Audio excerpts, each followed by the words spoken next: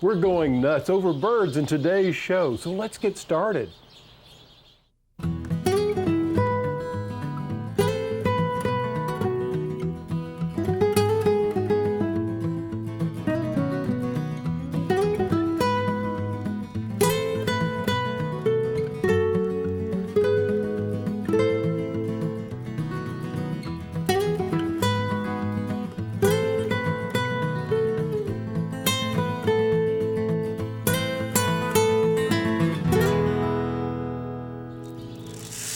Hi, I'm Alan Smith. You know I love the birds, but I love them in the garden, not in my workshop. What do you say we get rid of these guys? Now, that's better. Today's show is all about bringing the beauty of birds into your garden. I like to call them living garden ornament. You know, they not only add visual interest, but they're also a great way to add musical ambience to your surroundings. So in this show, I want to give you a couple of projects that you can put together to get these little guys into your garden. One combines something that you can find on the ground with something I bet you have in your pantry. And how about this for an in-flight meal? It may not look appetizing to you, but to our feathered friends in the sky, it's a meal worth making a trip for. And I'll show you a table centerpiece that I made that's sure to steal the show from the most famous bird of all, the Thanksgiving turkey. That's all coming up, so stay with us.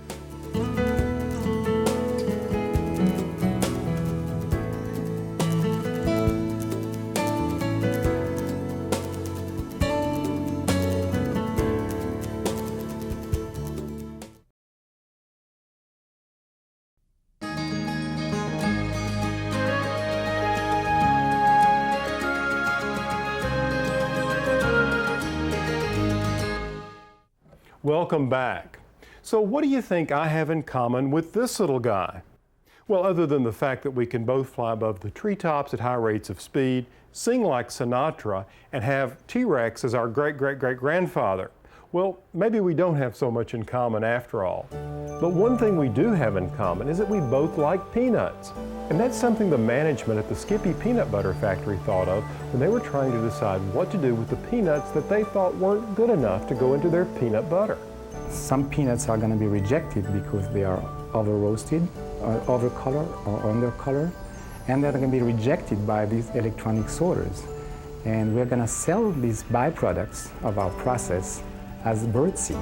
And I tell you, the birds love our rejected peanuts.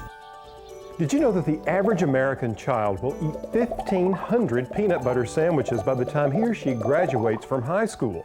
Well, with statistics like that, we decided it was important to find out just how a peanut becomes peanut butter. At the Skippy Peanut Butter Factory, the process starts when the train arrives with the peanuts. The peanuts are pumped into machines called scalpers, where the foreign material from the rail car is separated from the peanuts themselves. Roasting is a very critical part of our process. It's a step that requires very tight controls in temperature and throughput so that we can maintain the Skippy flavor consistent across the years. Now, at the end of the roasting process, the peanut's red skin becomes brittle and they're removed. And from there, the peanuts are individually scanned to ensure quality. And you're not going to believe this, but about 1.2 billion peanuts are individually inspected on a daily basis. Okay, now this is when the peanut becomes peanut butter, because this is the step in the process where they're ground.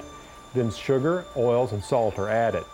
Empty jars are then filled, capped, labeled, and sent off to all parts of the United States as well as the four corners of the earth. When we come back, a whimsical way to bring birds to your garden.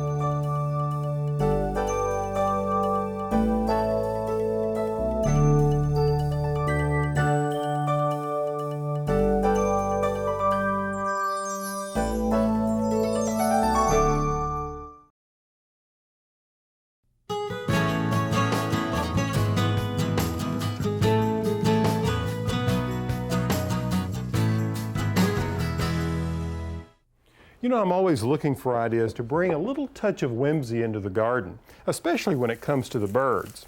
I have a friend named Nancy Porter who's very talented. She came up with some wonderful little charming bird feeders made with teacups and saucers. Let's drop in for a visit.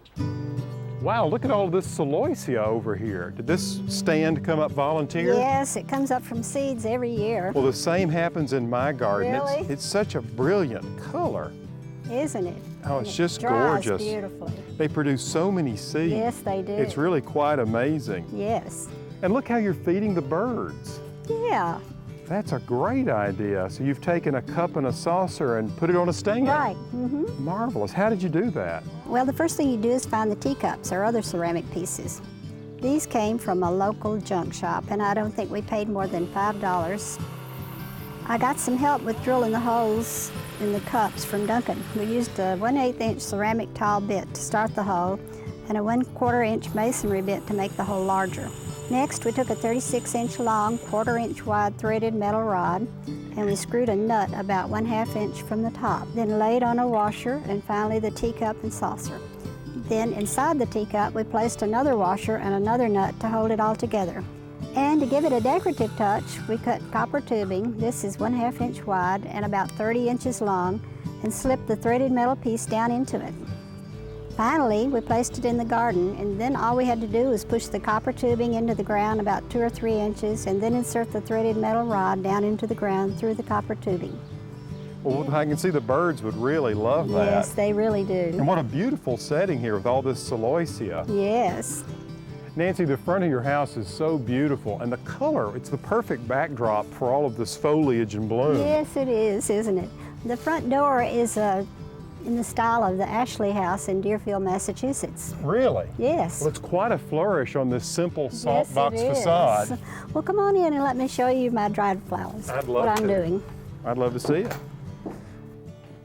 Well, this is the season to be bringing the last few things in. Yes, it is. My goodness, look at all of this. We've got an Artemisia here. This looks like Silver King. It is, What a wonderful color. Of course, in dried arrangements, this will go with anything. Yes, and it's wonderful in wreaths. Look at this little foxtail grass. Was that cut here on the place? Out by the chicken pen. Oh, really? And hydrangeas, they're a classic. Yes, these are my hydrangeas that I grew. Tremendous. Look at the color. You've really held the color beautifully in these. And then, of course, there's Linaria, an old-time Have favorite. lots of that. That's a wonderful plant, the old money plant. Right, money plant. And then larkspur there. Gosh, the color's tremendous. Yes, isn't it beautiful? Now, I notice you've bundled the flowers with how many stems? Is that 5 to 10 stems? Yeah. And then from there, once you harvest it, what do you do with it, Nancy? Then I hang it over a coat hanger in my coat closet, which is a wonderful place for drying flowers because it has the return air vent in it. So it draws the moisture Yes, out of the yes. plants rather quickly. And it's dark, it's perfect for drying. So that's the secret. Yes. What a tremendous bounty you've drawn from the garden. And this is the part I think I enjoy the most about gardening. Up next, bird feeders made from items you've probably got lying around the house. This is a great one for kids, so stay with us.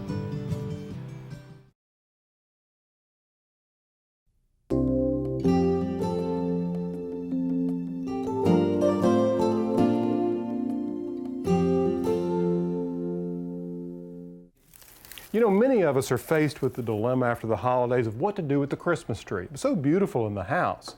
But after the holidays, well, what do you do? Bury it? Burn it? Do you carry it out with the trash? Or do you leave it out in the backyard until the 4th of July and just pretend it's not even there? You know who you are. Don't try to hide. Well, I have a simple solution to this problem. I create bird feeding stations and cover them with pine cones packed with high energy foods. Making these natural ornaments is really simple, and it's a project that children can enjoy participating in before they go back to school. It's another way to make good use of the pine cones I used in some of my decorating. I wrap the top with a wire to make a hook, and then I pack the pine cones with peanut butter and roll them in birdseed. The sticky peanut butter will hold the seed, and I try to push some deeper into the cone's crevices as well. I found that using a heavier gauge wire gives me something to hold on to while I apply the peanut butter and the seed. It's a little easier to work with. And I use a lighter colored seed because they show up better on the tree. This is safflower seed. It'll attract cardinals and chickadees, but you can use a blend or a mix to attract other visitors to your garden. Once you've made the cones, it's time to hang them on the tree. And I always like to position my old Christmas tree near a bird feeder. The birds just seem a little more comfortable in going for their new food source. And you can also place the tree close to a window of the house so children can enjoy watching them feed from indoors. This is a good way to give some of your holiday decorations a new life and help the birds. and it's also a great way for kids to learn a few lessons from the garden. Now, creating these pinecone bird feeders is a great way to feed the birds in winter, but there are those out there who take bird feeding seriously all year round. So seriously, they've transformed their backyards into a sort of bird resting stop along the migratory highway. Olga Clifton has been interested in birds for 20 years, and her South Louisiana backyard has become a haven for many species. But we have lived here and our yard has evolved into many things, from something that looked like the cover of Better Homes and Gardens to a wildlife habitat of what it's turned into now. We have lots of non-native plants, but also lots of native plants that attract birds into our yard. So this is the world we have created for ourselves. When we lose habitat down here, then the birds that normally rest and forage and fatten up here can't make it. These birds don't have this habitat. Without green belts that allow these birds to use them as highways from my area into other areas of the United States, there'll be no more birds. Their numbers are dwindling, and we think it's because of the destruction of habitat. You know, we can't just keep taking and taking and taking from the earth. We have to think about the other creatures that live here. As you can see, Olga's approach to caring for the birds is centered around understanding and establishing sustainable habitat for them. Her involvement with the Nature Conservancy and the Audubon Society over the years has truly made a difference in her part of the world. Okay, so maybe you're not ready to go to the extreme of creating a bird sanctuary in your backyard, but there are plenty of other ways to do your part when it comes to making birds feel welcome in your garden. I really enjoy attracting birds to my garden, particularly this time of year when there's not much going on in the flower department. It can be a lot of fun. You see, I'm not alone in my enthusiasm for this. Since 1980, every 5 years, birdseed sales have doubled in this country. Feeding the birds is easy. I like these tube feeders for a number of reasons. They don't waste much seed, and you can always tell how much food you have in them. And since they have these small perches, it keeps large birds from dominating at feeding time. These are also made with smaller holes for specialty seeds like thistles, ideal for attracting birds like finches and siskins. There's really no right or wrong time to begin feeding the birds. The main thing is just to do it. And if you haven't come up with a New Year's resolution yet, what could be better than feeding these little guys? Marvin Winston, owner of Wild Birds Unlimited, a popular bird lovers hangout, is a specialist in backyard bird feeding. If you're looking for a first feeder, this is a really popular model. This is one of our Supreme feeders. It's what everybody thinks about when they think about a bird feeder. You just lift the top open to fill it up like that. It's made where you can see the birds on both sides of it like that. The best way to mount it is on a pole and put a baffle. This baffle will keep squirrels and raccoons from crawling up the pole. And that's one reason people really get discouraged feeding the birds is squirrels are getting all their food.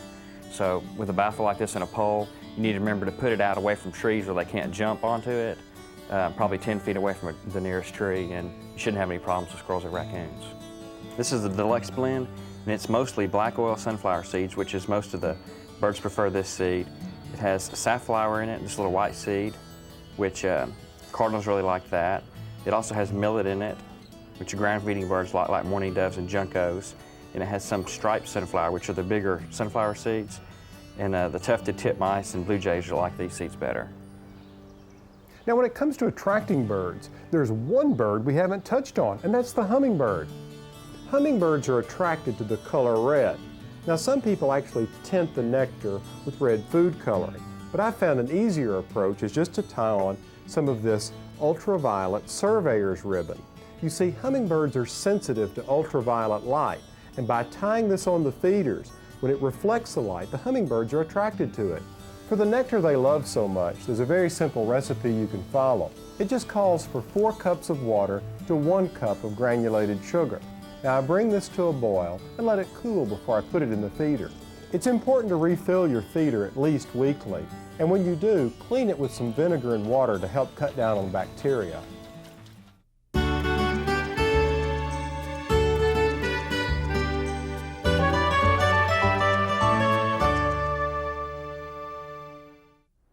Okay, it's time for viewer mail.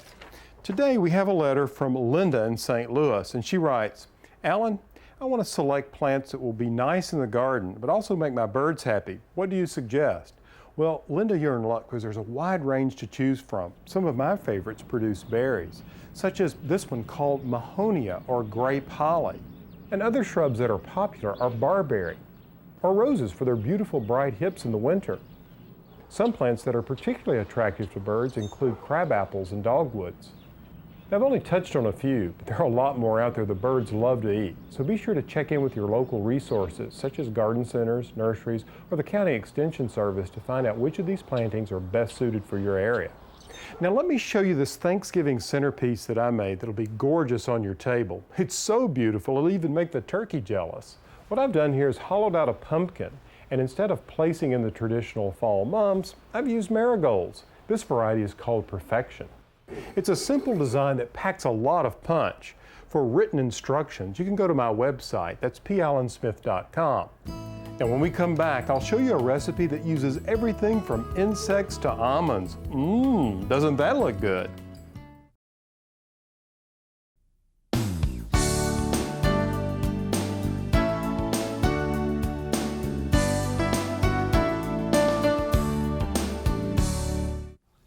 With the increased popularity for feeding the birds, specialty shops have popped up to meet the demand. They're basically delicatessens for birds. You can't imagine all of the different foods. For instance, this one is called birdola. It's like a bird granola. And all of these are different types of suet cakes, basically a bird food made from beef fat and other things. For instance, this one is made with almonds. And here's one that's actually packed with insects. And this one, called fruit cakes, is made with papaya and orange. Now, the reason for all the variety is that each one of these attracts different kinds of birds. But I have a general recipe that you can make at home, and it starts with a trip to the grocery store. The key ingredient, or the glue that binds these suet cakes together, is the fat trimmed and discarded by the butcher. Most butchers will be happy to give this to you, and some will even grind it up, which will make it easier to use. Other ingredients you'll need: cornmeal, oats, and some peanut butter. I always go for the extra crunchy. And you'll also need birdseed of your choice. To prepare this recipe, cook 1 pound of beef fat down until it's in liquid form. Then add 1 cup of peanut butter, 1 cup of rolled oats, and 1 cup of cornmeal, and a cup of your favorite birdseed. Then pour the mixture into a form. Any disposable container will do, and let it cool and solidify. Hanging it in a wire cage like this will keep other garden visitors from taking this homemade treat from the birds. Did you ever think there were so many ways to make your garden more inviting to the birds? I'll tell you, they're a real joy to have around. Well, that's all the time we have for today's show. Until next time, from the garden, I'm Alan Smith.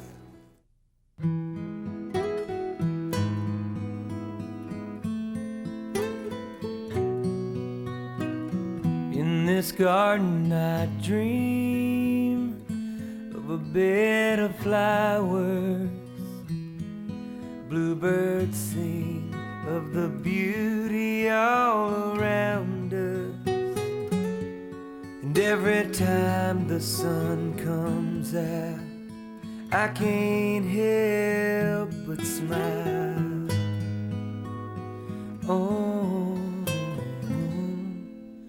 no, I can't help but smile.